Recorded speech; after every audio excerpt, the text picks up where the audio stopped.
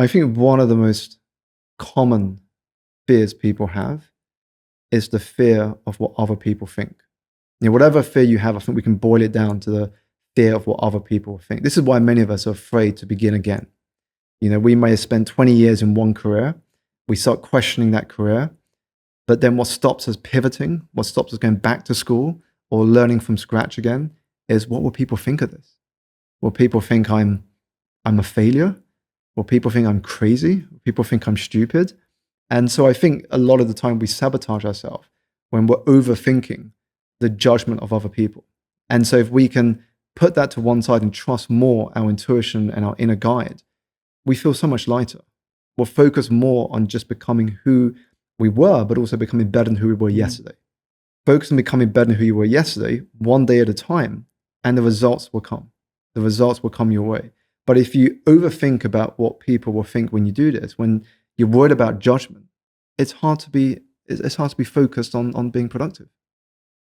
So why, I guess, is there anything tribal that comes to mind where you think, why do people worry about that judgment?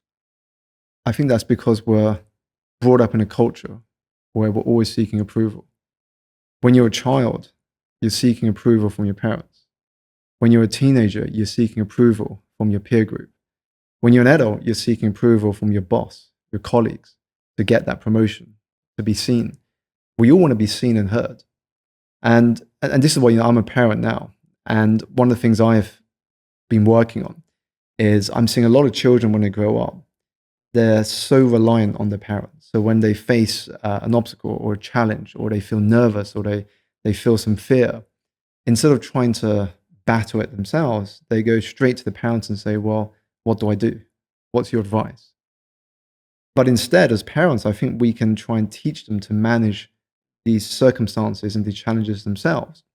And I remember one of the things I did to my child is I shared with her a bit of vulnerability. I said to her, I'm feeling a little nervous for my next talk. It's biggest audience I've ever spoken at.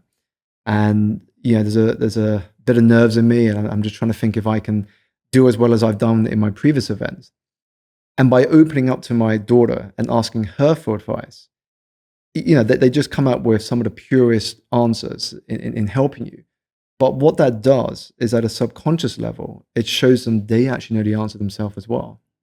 So when they go through the same thing again, they're like, well, I told my dad to do this. Actually, maybe that's what I should be doing. So you're kind of building up this resilience inside of them, rather than constantly seeking approval, rather than constantly seeking somebody else's opinion and advice. Because more often than not, we know the answer.